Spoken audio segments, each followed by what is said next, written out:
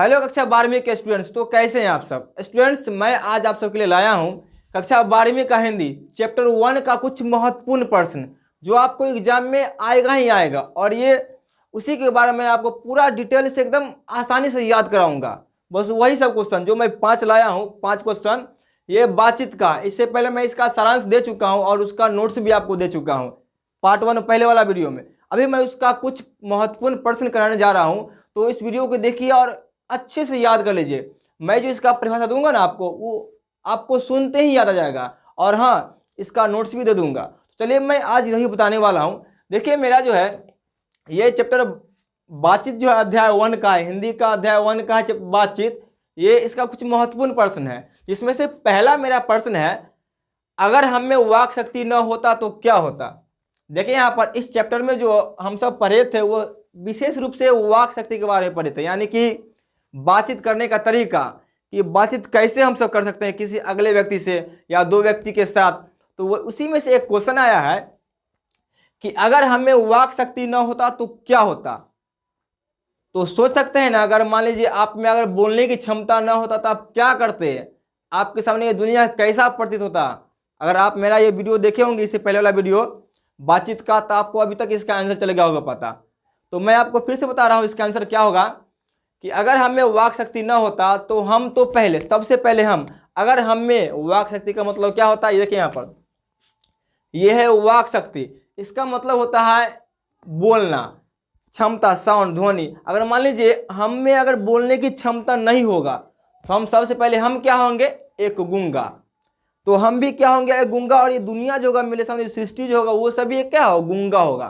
तो वही इसका आंसर ये होगा कि अगर हम में वाक शक्ति न होता तो क्या होता था। इसका आंसर सुनिए, अगर हम में वाक शक्ति न होता तो सबसे पहले हम गूंगे होते, और ये मेरा पूरा सृष्टि हमारे सामने भी क्या होते, गूंगे होते। तो इसका आंसर क्या होगा, यही होगा कि अगर हम में वाक शक्ति की क्षमता नहीं है तो हम इस सृष्टि में गूंगे के समान है, और ये मेरा सृष्टि भी क्या है, गूंगा है, जिसमें ना किसी के साथ हम बोल पाएंगे ना कोई अपना काम कर पाएंगे। तो ये एक मेरा क्वेश्चन 1 का ये आंसर था, और इसका नोट्स भी आपको मिल जाएगा। लेकिन पहले यहाँ समझ जाइए क्या होगा।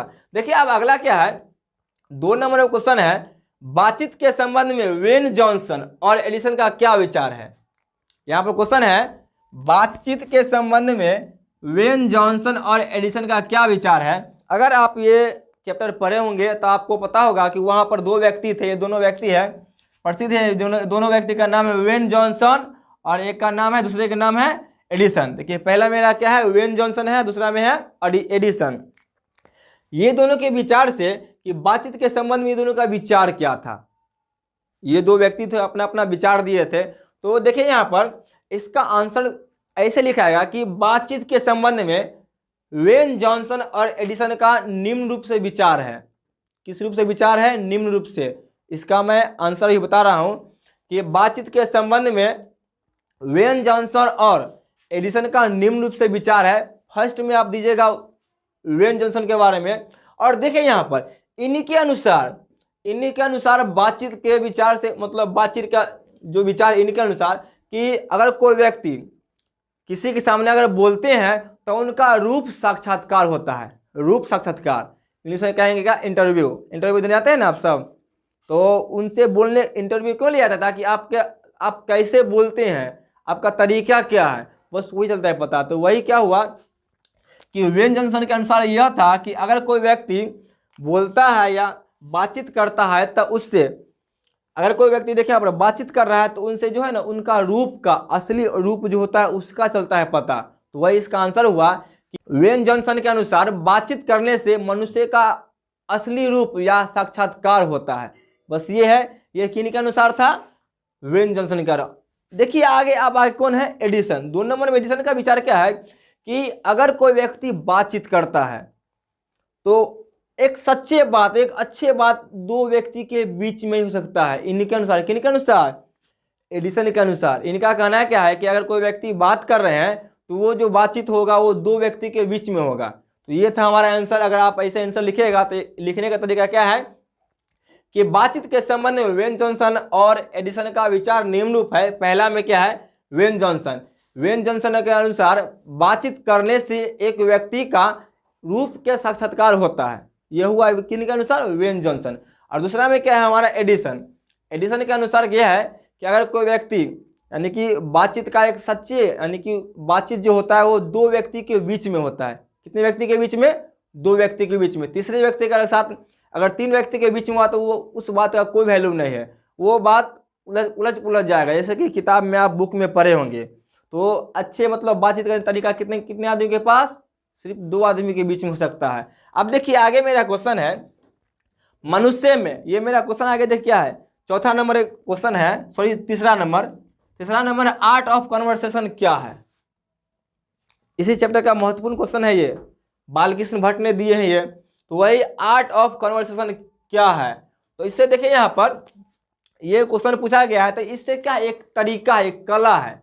यानी कि अगर कोई व्यक्ति में अगर मान लीजिए किसी अगला व्यक्ति को अगर हमको प्रसन्न करना है, इंप्रेस करना है, तो क्या करना पड़ेगा, उनके सामने हमें अच्छे तरीका से उनका अच्छा बात करना पड़ेगा, एकदम अच्छे से उनके सामने क्या है एकदम अच्छा प्रतीत करना पड़ेगा। तो वही क्या है कि आर्ट ऑफ कन्वर्सेशन यह है कि इसके द्वारा व्यक्तियों को एक बोलने का तरीका मिलता है, तरीका चलता है पता, एक कला मिलता है। और आपको पता होगा कि अगर ये चैप्टर पढ़े होंगे तो बोलने का सबसे अच्छा तरीका था यूरोप वालों के पास।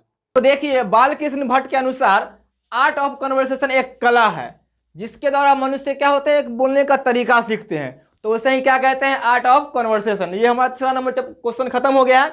अब कहते हैं चौथा नंबर, देखिए चौथा नंबर क्वेश्चन ये है, मनुष्य में बातचीत करने का उत्तम तरीका क्या हो सकता है।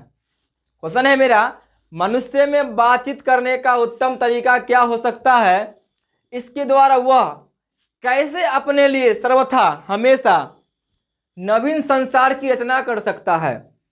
देखिए क्वेश्चन कह रहा है कि मनुष्य में बातचीत करने का उत्तम तरीका हो क्या सकता है। तो हम आपका इसका आंसर देते हैं, उत्तर देते हैं कि मनुष्य में बातचीत करने का सबसे उत्तम तरीका है खुद से बातचीत करना। अगर कोई मनुष्य खुद से बातचीत करना स्टार्ट कर दे, चालू कर दे ना, उसको पूरा समस्या चल जाएगा पता कि उसमें कितना कला है, कितना उसके अंदर ज्ञान है। तो वही यहाँ बोला गया है कि मनुष्य में बातचीत करने का सबसे उत्तम तरीका होता है खुद से बातचीत करना, जिसके सहायता से वह अपने अंदर छुपे कला या ज्ञान को परखेगा, ढूंढेगा, इससे इसको एक नया रास्ता मिलेगा, नया एक लक्ष्य मिलेगा। और वह खुद पर क्या करते हैं, कैसे अपने, देखिए लास्ट में आए ना, इसके द्वारा वह कैसे अपने लिए सर्वथा नवीन संसार की रचना कर सकता है। देखिए यहाँ पर जब कोई व्यक्ति खुद से बात करेगा तो उसके अंदर छुपे हुए कला उभर के आएगा, और जब उभर के आएगा तो उससे एक नया उमंग, नया तरीका से अपना काम करेगा, और इससे नया नवीन संसार का निर्माण करेगा, वह खुद का एक नया रास्ता बना लेगा। तो वही है मनुष्य में बात करने का सबसे अच्छा तरीका, इससे वो क्या करेगा, एक नया रास्ता बना लेगा। आगे देखिए आप, इस सब का पीडीएफ मिल जाएगा आपको, पूरा पीडीएफ यहाँ हम आपको समझा रहे हैं याद दिलाने के लिए, लेकिन पीडीएफ इसका लिंक में दिया गया, आप वहां से देख सकते हैं। लेकिन पहले समझिए, देखिए आप 5 नंबर मेरा क्वेश्चन है, ये बातचीत का 5 नंबर क्वेश्चन है। क्वेश्चन में कहा क्या रहा है, देखिए व्याख्या करें। फर्स्ट में क्या है, व्याख्या करें। आप देखिए यहाँ पर कभी ऐसा एक टॉपिक है ना व्याख्या करने के लिए, तो आपको इसको व्याख्या करने का मतलब क्या है, उसका जन्म से लेकर मृत्यु तक पूरा कहानी इसको बोल देना है, उनका पूरा विशेषता ही पूरा बोल देना है। देखिए व्याख्या करने में 2 क्वेश्चन है, क और ख, ये दोनों में। अब देखिए क क्वेश्चन है, हमारी भीतरी मनोवृत्ति प्रति क्षण नए नए रंग दिखाया करती है, वह प्रपंचात्मक संसार का एक बड़ा भारी आईना है जिसमें जैसी चाहो वैसी सूरत देख लेना कोई दुर्घट बात नहीं है। अब देखिए यहाँ पर ये एक आया है व्याख्या करने वाला, और जब भी व्याख्या करने आए, कभी भी अगर व्याख्या करने आए तो आपको तो पहले पता ये होना चाहिए कि ये जो व्याख्या हो रहा है ये किस चैप्टर का है, किन के द्वारा लिया गया है, इस बात पर आपको ध्यान देना पड़ेगा, तभी इसका अर्थ लिखना है। अर्थ एकदम नॉर्मल है, आराम से लिख दीजिएगा, यही नहीं होता है एग्जाम में क्या करते हैं सब कि जो व्याख्या करेंगे ना उसका अर्थ लिख देंगे, बाकी वो कहाँ से लिया गया है, किन के द्वारा लिया गया है वो नहीं लिखते हैं। तो मैं आपको बताता हूँ इसका लिखने का तरीका कैसे होता है, एकदम सही लिखने का तरीका हिंदी में कैसे होता है हम बताता हूँ आपको। देखिए यहाँ पर ये फर्स्ट में करना क्या है, व्याख्या में क्या है, हमारी भीतरी मनोवृत्ति प्रति क्षण नए नए रंग दिखाया करती है, वह प्रपंचात्मक संसार का एक बड़ा भारी आईना है जिसमें जैसी चाहो वैसी सूरत देख लेना कोई दुर्घट बात नहीं है। देखिए लिखना क्या है, यह पंक्ति, सबसे पहले आपको लिखना क्या है कि यह पंक्ति हमारे पाठ्य पुस्तक हिंदी अध्याय 1 से लिया गया है, जिसका लेखक बालकृष्ण भट्ट है। ये अपने पंक्ति के माध्यम से यह हम सबको कहना चाहते हैं कि हमारे अंदर जो उपस्थित मन जो होता है ना, मन वो प्रतिक्षण नया नया रंग दिखाते हैं। जो हमारे अंदर छुपा हुआ मन जो है वो प्रतिक्षण नया नया रंग रूप दिखाते हैं और एक नया संसार की कल्पना करवाते हैं हम सबको। क्या कराते हैं? एक नया संसार की कल्पना। और यह जो मन जो है ना, एक खुद पर एक आईना है। क्या है? आईना है। जिस आईना में हम अपना जिस तरह चाहे रूप उस तरह बना सकते हैं, देख सकते हैं। तो वही बोले यहाँ पर का एक बड़ा भारी आईना है जिसमें जैसी चाहो वैसी सूरत देख लेना, कोई दुर्घट बात नहीं है। तो वही बोले कि यह पंक्ति हमारे पाठ्य पुस्तक हिंदी अध्याय 1 से लिया गया है, जिसके लेखक बालकृष्ण भट्ट है। ये कहते हैं कि हमारे अंदर उपस्थित या मौजूद मन जो होते हैं वह प्रतिक्षण यानी कि पल पल नए नए रंग रूप दिखाते हैं और यह एक बड़ा आईना है, जिस आईना में हम जैसी चाहे सूरत वैसी बना सकते हैं। कोई गलत बात नहीं है, यह एक अच्छा बात है। दुर्घट बोला गया है ना, तो कोई गलत बात नहीं है, ऐसा करना कोई गलत बात नहीं है। तो ये हमारा हो गया फर्स्ट का अर्थ यानी कि व्याख्या हो गया। अब देखिए यहाँ पर व्याख्या का ख नंबर है। ख नंबर देखिए क्वेश्चन, देखिए पहले जो है ना प्रश्न पढ़िएगा, प्रश्न को समझिएगा तब आपको समझ में आएगा। देखिए ख नंबर कह रहा है, सच है जब तक मनुष्य बोलता नहीं तब तक उसका गुण दोष प्रकट नहीं होता। फिर से पढ़ते देखिए क्वेश्चन समझिए पहले। देखिए सच है जब तक मनुष्य बोलता नहीं तब तक उसका गुण दोष प्रकट नहीं होता। देखिए तो इसका भी क्या करना है, आप व्याख्या करना है। तो व्याख्या करने का ठीक वैसा ही जैसे ही पहले हम सब किए, जैसे हम सब किया है ना। पहले करना है क्या कि हमको तो पता होना चाहिए कि यह पंक्ति किस चैप्टर या किस कविता से लिया गया है। उस कविता का नाम, राइटर जो होगा उनको लिखना पड़ेगा हर में। पहले लिखना क्या है इसमें, यह पंक्ति हमारे पाठ्य पुस्तक हिंदी से लिया गया है, जिनका लेखक बालकृष्ण भट्ट है। इस पंक्ति के माध्यम से यह कहना चाह रहे हैं कि जब तक मनुष्य किसी व्यक्ति के सामने बोलता नहीं है तब तक उनका गुण दोष वह कैसे है, किस रूप का है, वह प्रकट नहीं होता। यह बात सच है। वही बोले क्या, सच है जब तक मनुष्य बोलता नहीं तब तक उसका गुण दोष प्रकट नहीं होता। मतलब ये कि जब तक मनुष्य किसी व्यक्ति के सामने कुछ बोलता नहीं है तो उनका रूप कैसा है, गुण कैसा है, वो प्रकट नहीं होगा। और यह बात सच है। तो ये था हमारा 5 क्वेश्चन बातचीत का, बहुत ही महत्वपूर्ण, जिसको आपको याद करना ही होगा। ऐसे आप देख लिए और इससे बेटर आपको नोट्स मिल जाएगा एकदम अच्छा से, उसमें क्लियर पर लिखा गया है क्या क्या नहीं है। तो डिस्क्रिप्शन दिया गया, वहां देख करके आप इसको अच्छे से याद कर लीजिएगा और एग्जाम में आप नंबर उठा कर ले आइएगा। और इसी के साथ साथ इस चैनल को भी सब्सक्राइब कर लीजिएगा। हम फिर मिलते हैं नेक्स्ट में। तो जय हिंद, जय भारत।